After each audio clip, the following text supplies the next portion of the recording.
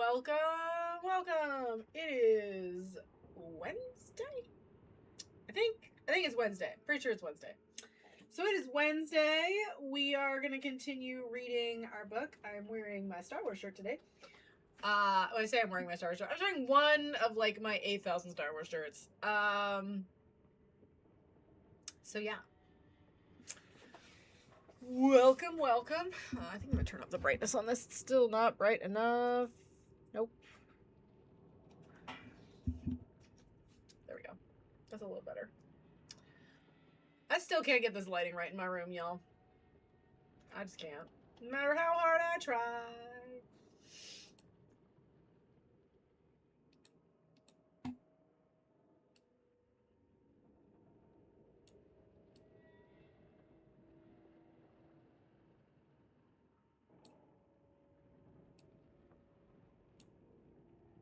There we go. So, welcome, welcome. We are going to be reading our book here in a moment. All right, perfect. Ooh, I don't know about that. All right, well, we'll see what the boss says about that one. Anyway, happy Wednesday. We are going to continue reading our book. Yeah. Oh. There we go.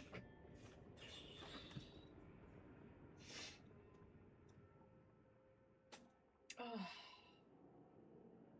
It has been a long ass day. I mean, it was a fun day. It was fine. I spent a lot of time with teenagers again today, which was fun, but also super stressful. It actually, my day started way earlier than it normally does. So this morning, why is my camera being so funky today? Do I need a better backlight? It's probably my light is still not right. I still can't get the lighting right in this room. Supreme Chancellor, welcome. I liked your video, by the way, that you posted today. I really enjoyed that. I appreciate that. Thank you. Oh, it's not plugged in. Hold, please.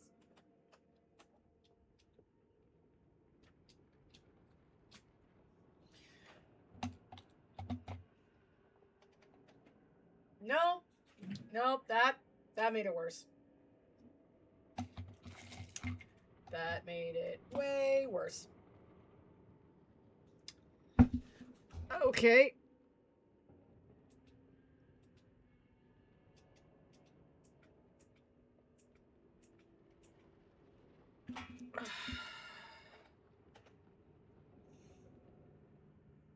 I suppose that's fine. How much did I pay for this chair? Nothing. It was free. So my company my company has this thing where, like, if you do good at something, that your boss can reward you with, like, points, and then we can go up into a point store and buy things like gamer chairs and jewelry and vacuum. Like, it's nice stuff. Like, don't get me wrong. It's really nice stuff. And so, like, this... Hang on, I'm trying to fix the light. This was one of the things I bought with the points from doing a good job at my job. So, it was a free chair! And I also got one for Manda Dad, so Manda Dad has a blue one. Yeah. Because when I finish a project and I do a really good job at the project, my boss will give me points. And then I can use the points for stuff. I really like, you can get gift cards and stuff too. I really wish that they were gift cards to stuff that I really wanted. Hi! I really wish I could gift cards to stuff that I really like, Amazon. But that's not available yet, so. I don't know. Yeah, so Supreme Chancellor, I liked your video today. I appreciate that. Yeah. And for those of you over on the Tube and the Play Button app and the Purple app, I'm sorry. For some reason, the lighting in my office is making me look blurry. I don't know what's going on with that, so I gotta keep working on that. I think I'm gonna have to do away with this, with the rainbow light, because it doesn't. I think because it transitions colors so fast, it doesn't. It messes with my backlighting, and so it messes with my camera. So I think I'm gonna have to change it. I don't know though. We'll see. What's going on with my hair today? It was super weird. Thank you for the roses. I'll give everybody like 5-10 minutes to finish hopping in so that we can read. I'm super excited to continue reading. We are continuing on our journey of Queen's Peril. If you don't already own a copy, might I suggest the LINK in the BIO for thrift books? And get yourself a copy. I would definitely encourage you, any and all of you who are interested in reading along with us, to get these books off thrift books, because thrift books recycles books.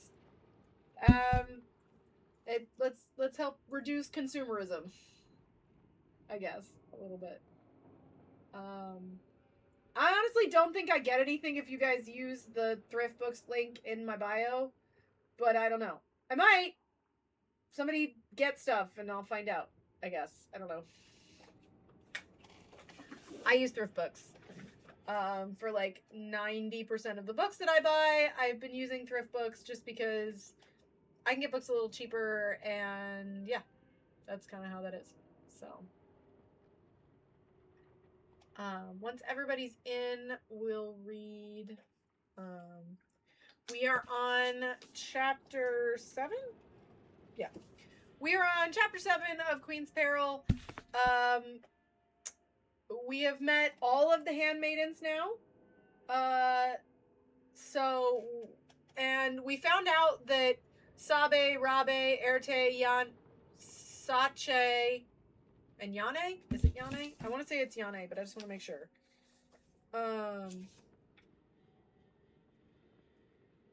Yeah. So it's Sabe, Rabe, Sache, Yane, Erte, and then Padme makes 6. So there's 5 handmaidens. We've gotten to meet all of the handmaidens so far. So Sabe, Rabe, Erte, Yane, Sache. Sache is the youngest. She's only 12 at the time of this story taking place, which is ridiculous. Everybody else is like 13, 14. Padme is 14. She has just been elected Queen of Naboo. So there's that. And we have determined that this... So obviously this is canon timeline. Plagueis is now Legends timeline.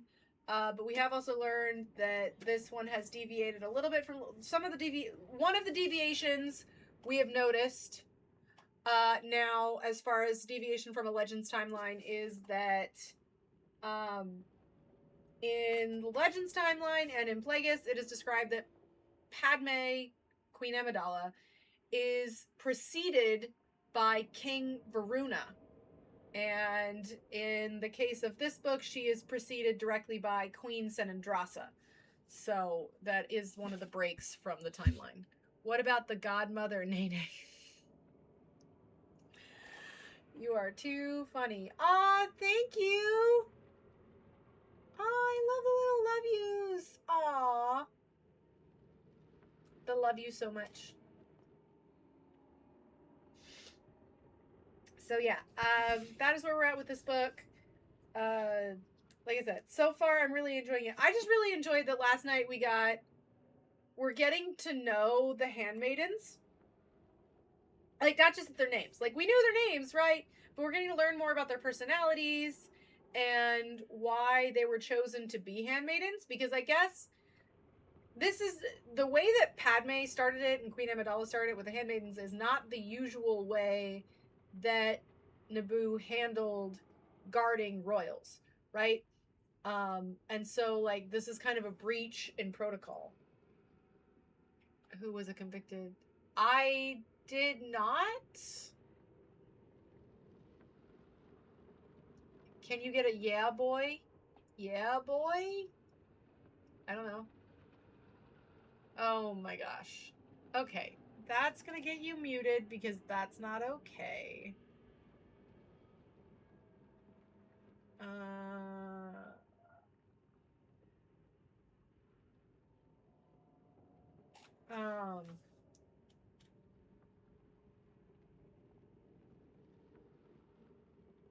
That'll do. Oh, thank you for the follow.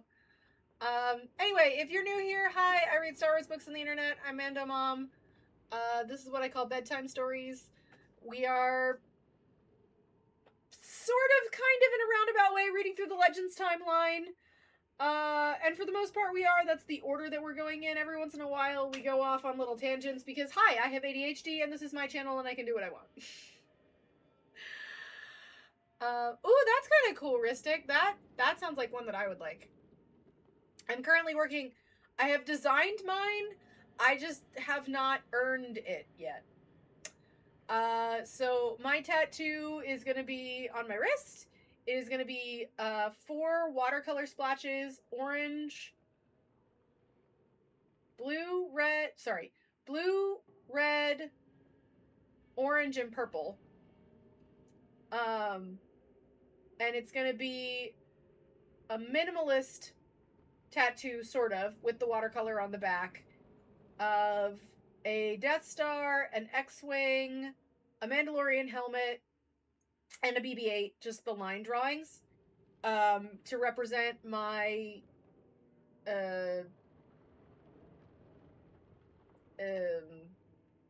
what's the right word?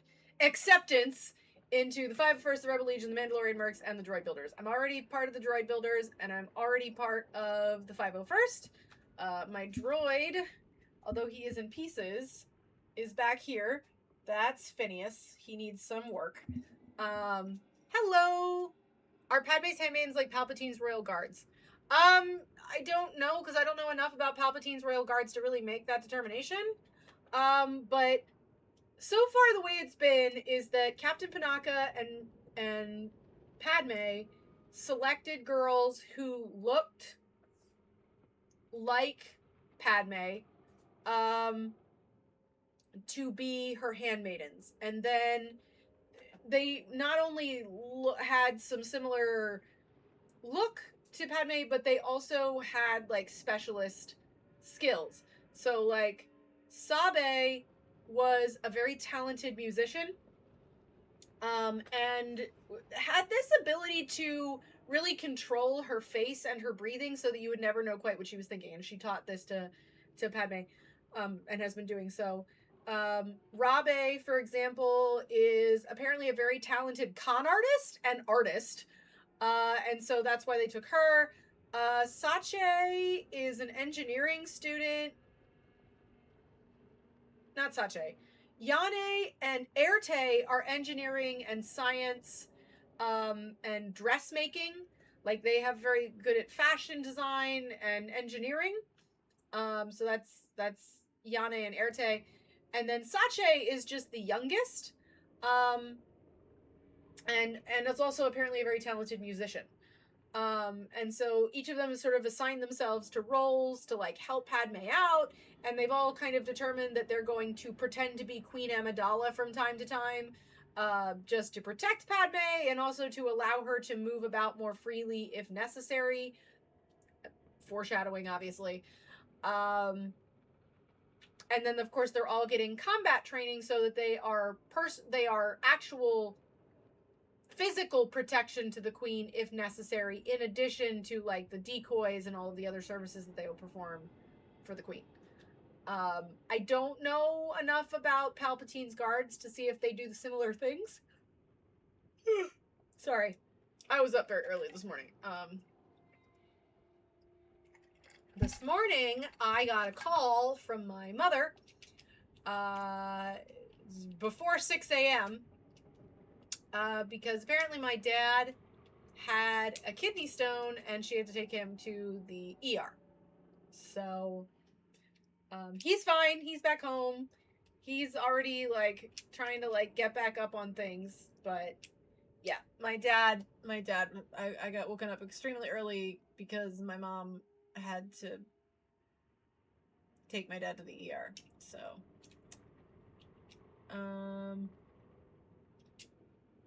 anyway, that's what's going on. We will head right into reading. So yeah.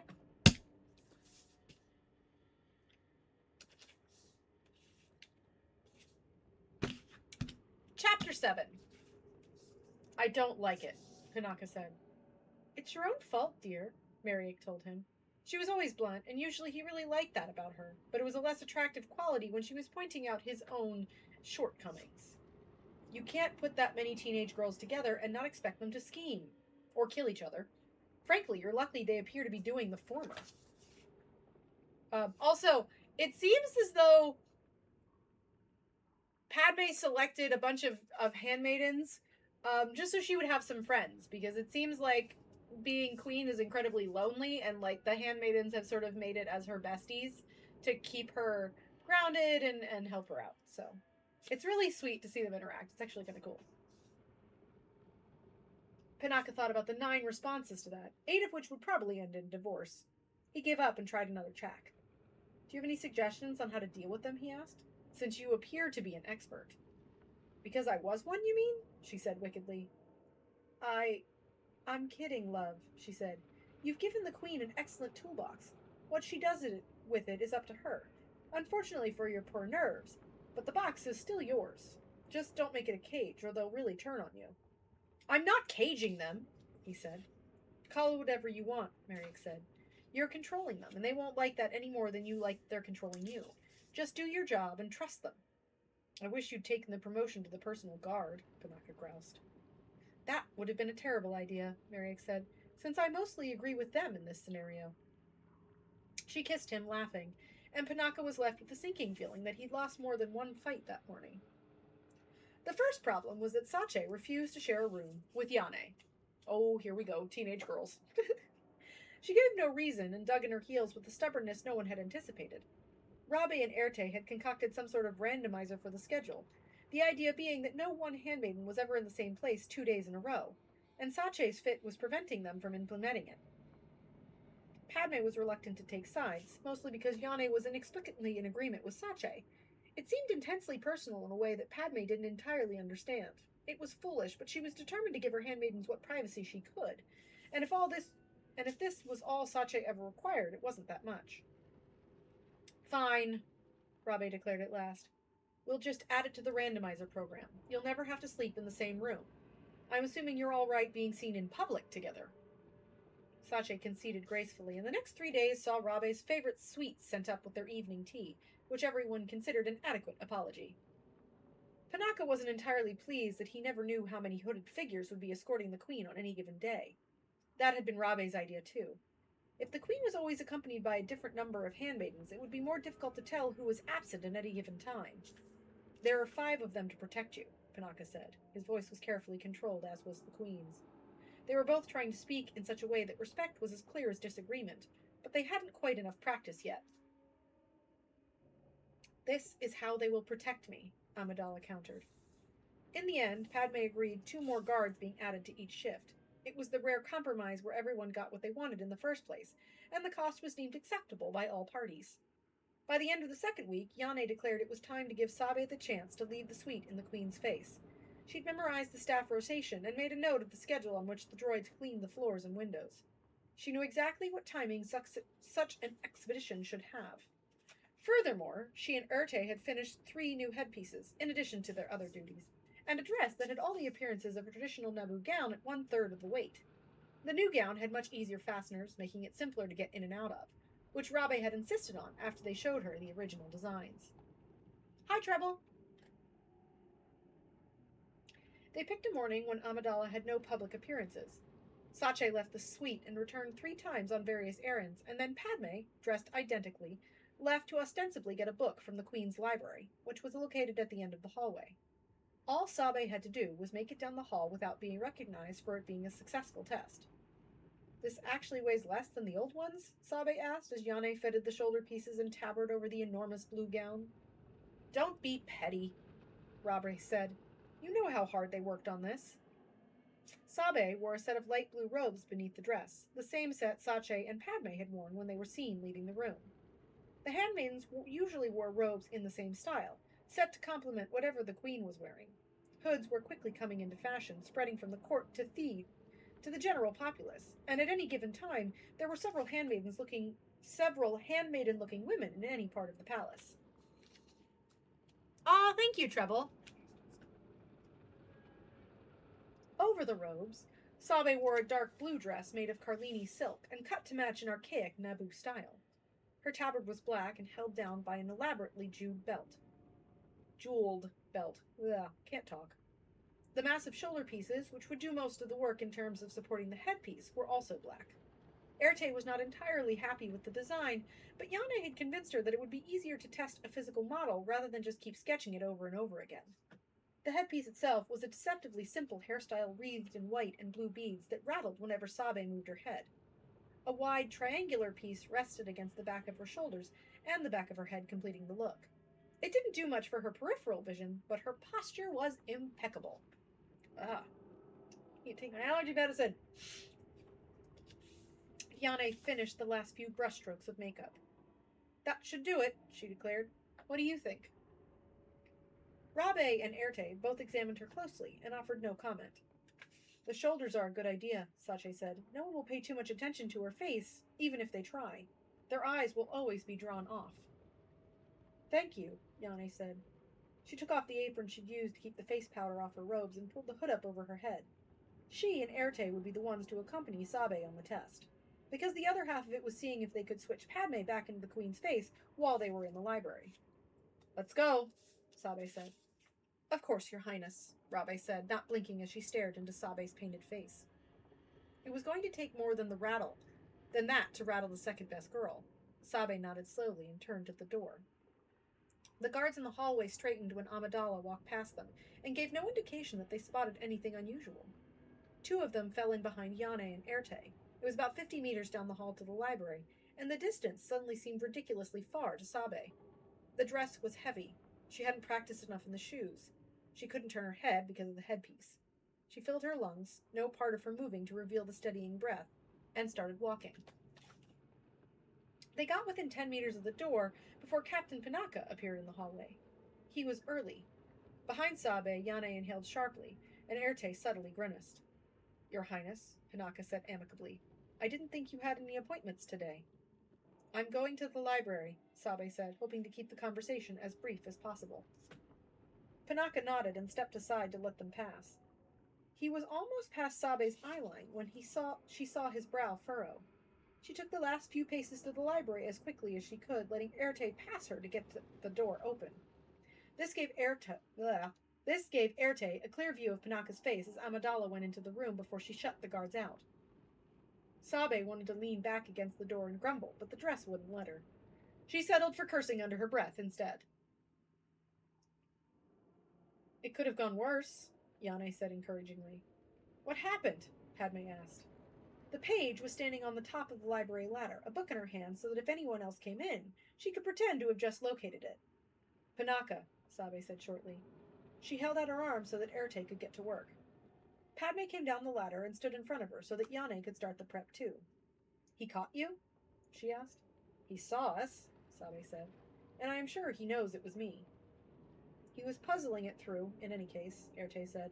When I saw his face, he was still thinking. Which was all you needed, Padme said. It's not bad for a first try. Sabe didn't reply. Hypothetically, because Erte was wiping the makeup off her face, but truly because just once she had wanted to be the best at something because of a natural gift. He only started to suspect when you spoke, Yane said. I can't double for the Queen if I can't speak, Sabe said. Her head was free of the headpiece, so she twisted her hair up into the simple coil the handmaids were wearing in readiness for the hood. We've talked about the Queen's face, Padme said. We do that with makeup and practice mirroring each other's expressions. We'll just have to come up with the Queen's voice. It wasn't a terrible idea. You already speak differently when you talk in government officials, Sabe said.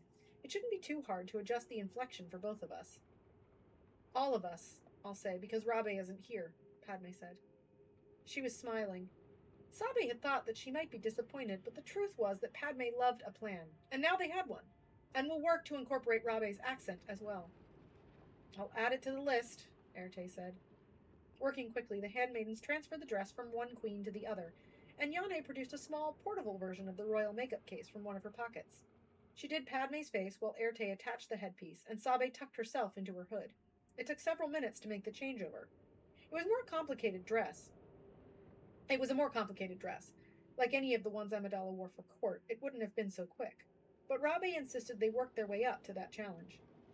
Sabe picked up the book Padme had retrieved and fell into place at the back of the procession. Erte opened the door again, and the four of them progressed into the hallway as though it were any other sort of day.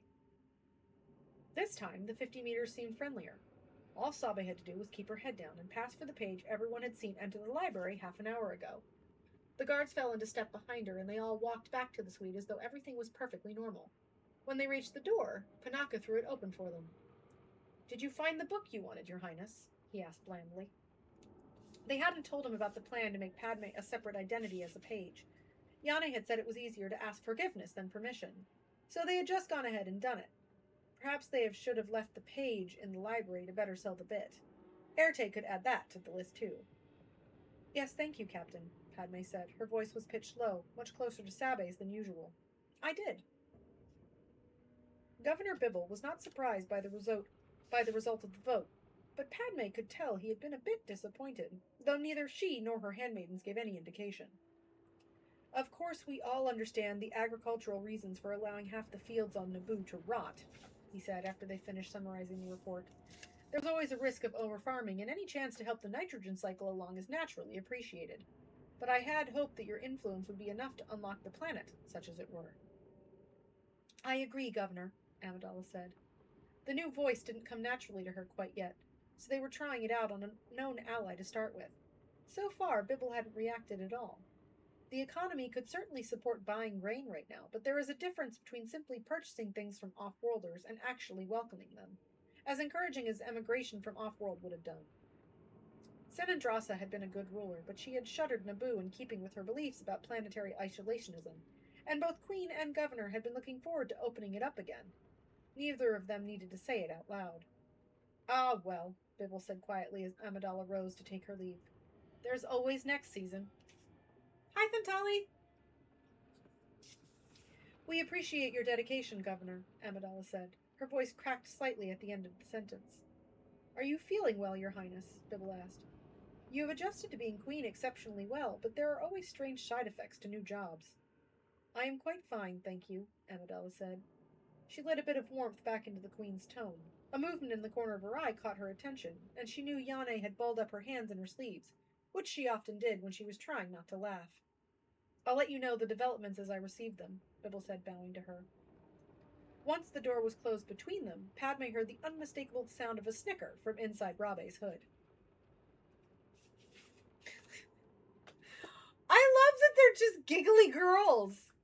I mean, they are all teenage girls, which just, it's part of, like, the personality of a teenage girl, but still, the fact that they're just, like, trying not to giggle when pulling off major government stuff is just...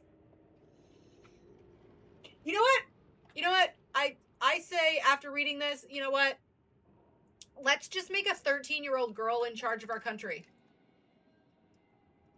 See what happens. Can't get any worse. I'm good, Victor. How are you? Right? It can't get any worse?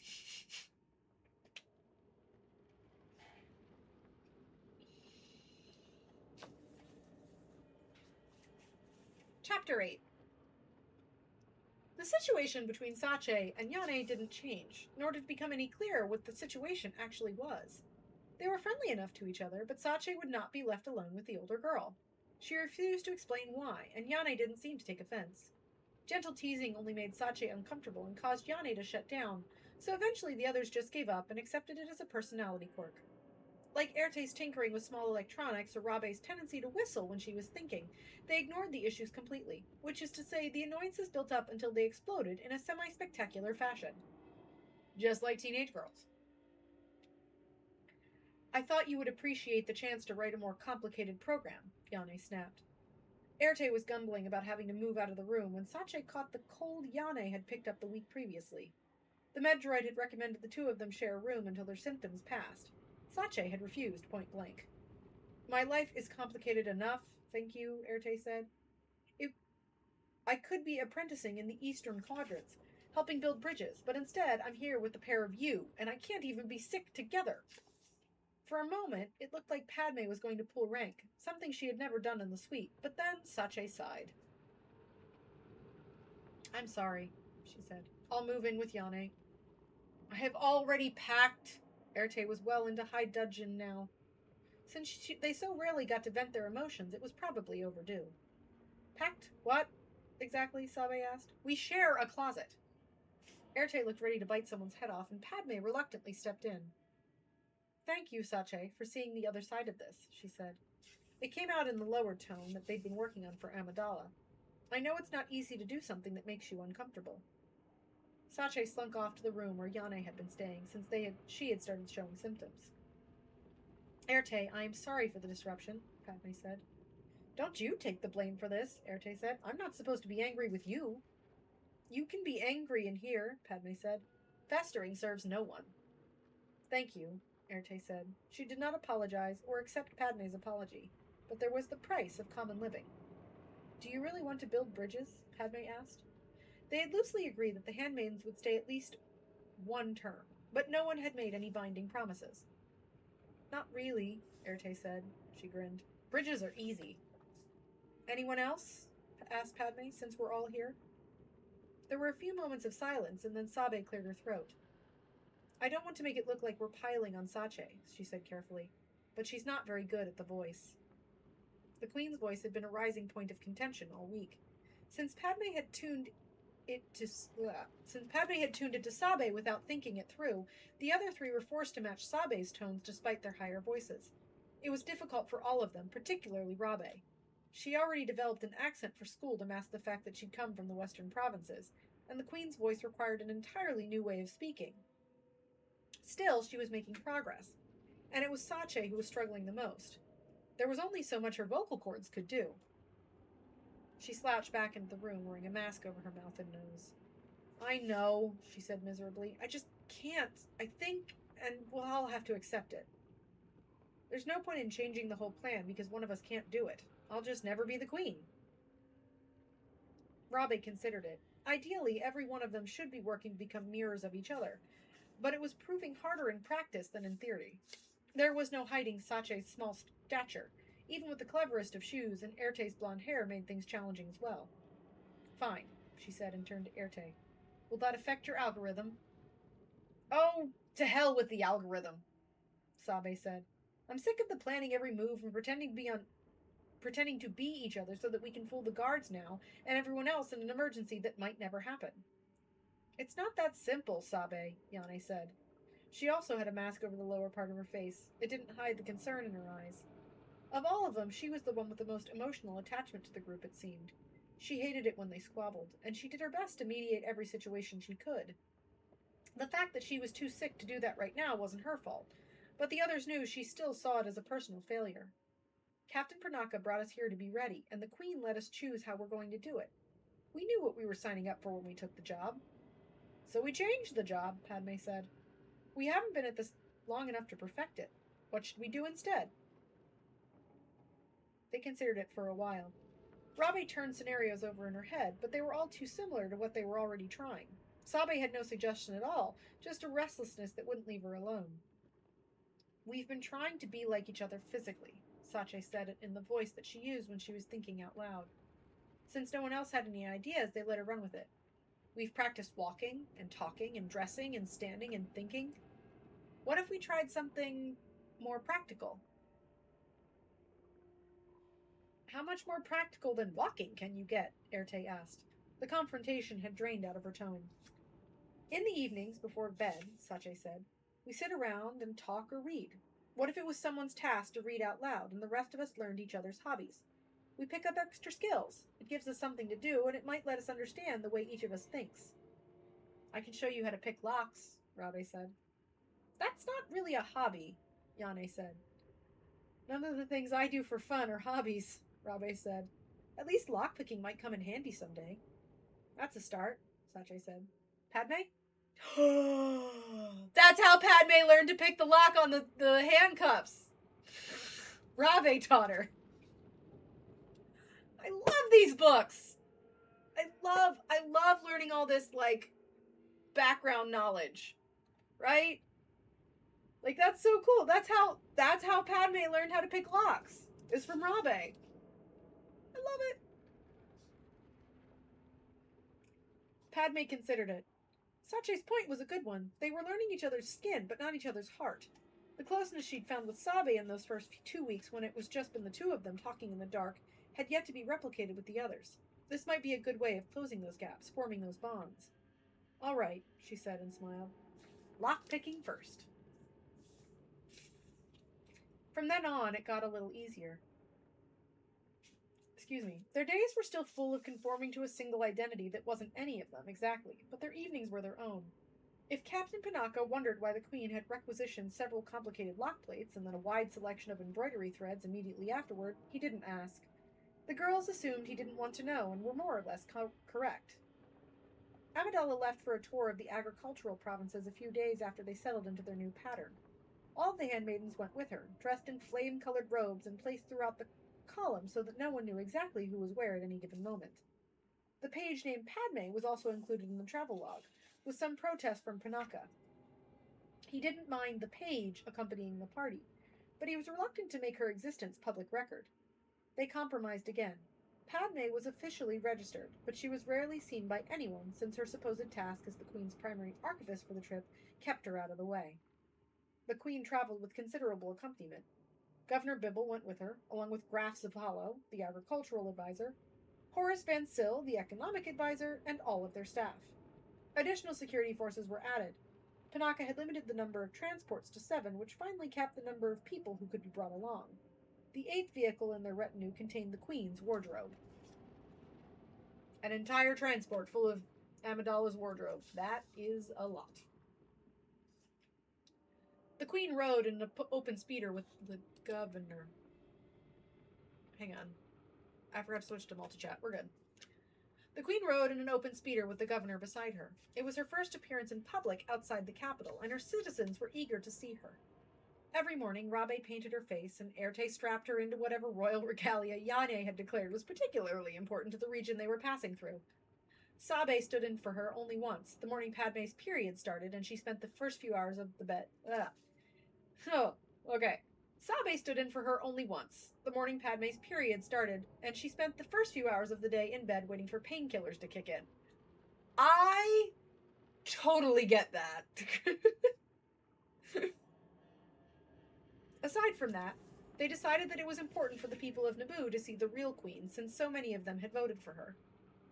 How are you not on the suppressant shots? Rabe asked once. Padme was on her feet, and they had the opportunity to switch her back in. It's not usually this bad, Padme admitted. It was deeply embarrassing to be caught off guard by one's own body, even if Sabe had done a perfect job filling in for her. You are under more stress than usual, Yane said. I'll add it to your medical profile, and the droids will take care of it when you get back. Thank you for the follow. By the 5th day, they had passed more fields of rotting grain than Padme had ever wanted to see. They had explained it to her, and she had some understanding of it in the first place, even if the exact chemical makeup of the soil had been something she hadn't known before. It was sound agricultural practice. Soon the farmers would plow the rotted stalks back into the ground, and the fields would be replenished. The Minister of Finance was along on the trip to reassure everyone that they would be properly compensated, and between the promises of currency and the presence of the Queen, there was a certain festival atmosphere to the whole thing. It smelled, though, and the smell was inescapable. It permeated everything and made her think of rot and ruin and waste. None of those things were that she was comfortable with, but it was important that Amidala that Amidala be seen to approve the decision the government had made. Where are we planning to purchase grain from? Amidala asked Sapala one afternoon while they rode in the open speeder. There were only 8 seats, and Padme's dress took a whole row so that it was just her, the governor, the advisors, Panaka, Bibble's chief aide, and Sache. We're still considering that, Your Highness, he said. Several worlds have been approached, and we expect all of them to make a bid. Then we'll negotiate for the best deal. Did we approach Carlinus or Jafan? Amidala named the 2 planets in the Chomel system, most renowned for agricultural output. No, Your Highness. Sapala seemed surprised. We didn't. Carlinus, as you know, has focused primarily on tea and silk these past few years, and I am not sure if they have a surplus big enough to support us. And Jafan definitely does not. It doesn't have to support us entirely, Amidala said. The new voice made people uncomfortable because it made her even harder to read. It was, she admitted, a large part of the appeal. If we can support their economies, even if it's only a bit, I think it's a matter worth exploring. The advisors exchanged looks and then turned to Bibble. His aide was already tapping on his recorder. There's no reason we can't look into it, Your Highness, Bibble said. And I also think reaching out to our neighbors first is a good approach. We can't rely on them entirely, but we can see if there's a chance for a mutually beneficial deal. Very well, Vansel said. I'll have my people begin the process of coordinating with the Agricultural Ministry as soon as we get back to Theed. Thank you. The Queen was always gracious and let the conversation turn to subjects her advisors found less intimidating. Sache, whose page persona was so unexceptional that most of the government officials had already stopped paying attention to her unless they needed something, was perched on the jump seat at the front of the car and faced backward. She had the clearest view of everyone's faces. Bibble was pleased. Panaka was carefully neutral. Neither of the advisors was thrilled, but they weren't openly opposed. It was Padme's face that was the most interesting, though. While the others clearly considered the matter closed for now, Padme was still turning it over. She turned her face upward like she was enjoying the sun, but Sache knew better. She was thinking of the other planets in the sector, and she wasn't going to stop until she had what she wanted. Padme met her gaze when she looked down, and Sache nodded, barely moving her head. Whatever it was, the handmaidens would help her get it.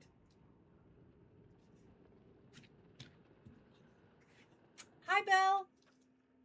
And thus concludes our reading for tonight. Seriously, this book is so good. It is, like I said, it's obviously meant for, it's obviously a YA book. It's not an adult novel in any sense of the word.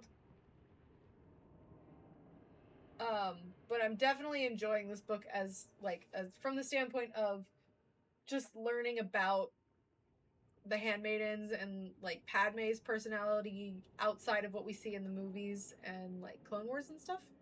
So,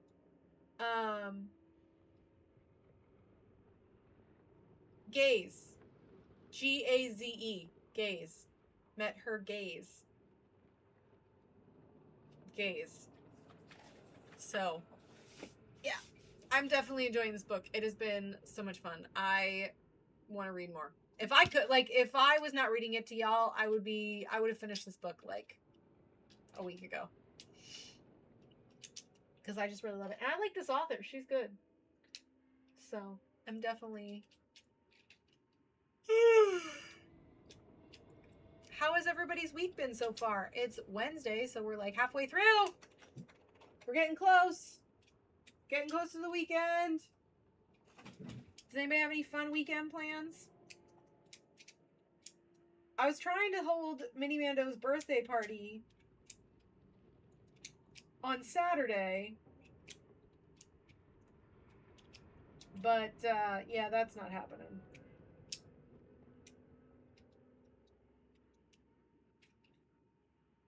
So...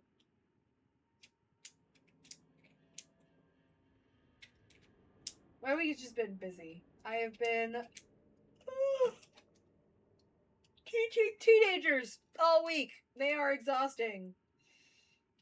Seriously, I had almost... Wait, Babs had surgery? Why did Babs have surgery? Did I know this? I feel like I should have known this. Was this planned surgery, Thentali? Or was this, like, emergency surgery? I'm asking too many questions.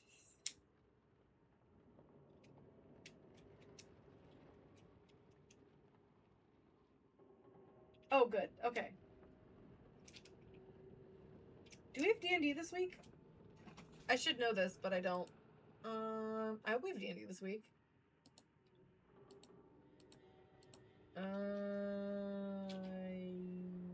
Yes, we do have D&D this week. Yay! I want to play so bad. And I guess I have to start designing my D&D campaign.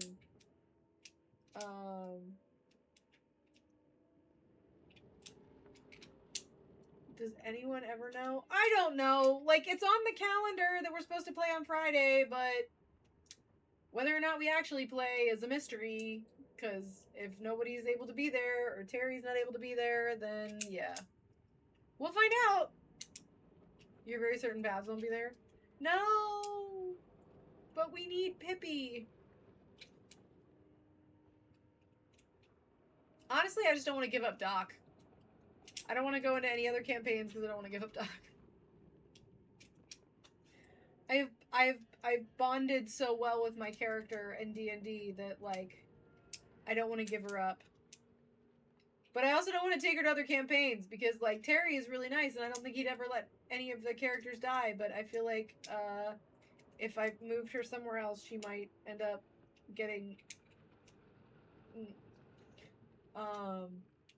Terry doesn't really follow the calendar. Well, it's because he can't. Like, his work schedule means that he can't, so... Oh, it's on Friday. Oh. Yeah, that makes sense. Oh, there's a video I was gonna send to Babs. I need to do that. Anyway, I think I'm gonna go to bed because I am tired and I got up very, very early this morning to go and pick up my children because, so last night my children had a sleepover at their grandparents' house, and this morning, very, very early in the morning, I got a call from my mother because my dad needed to go to the ER.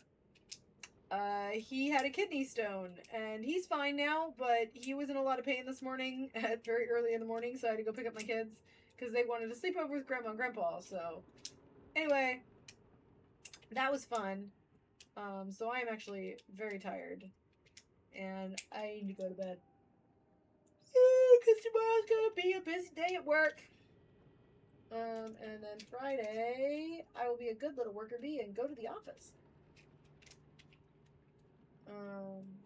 So anyway, I hope you guys have a good night. I will see you guys tomorrow, 10 p.m. Eastern Standard Time. It's gonna be great. We're gonna keep reading our book. So yeah. Hope you guys have a good night. Love y'all. See you tomorrow.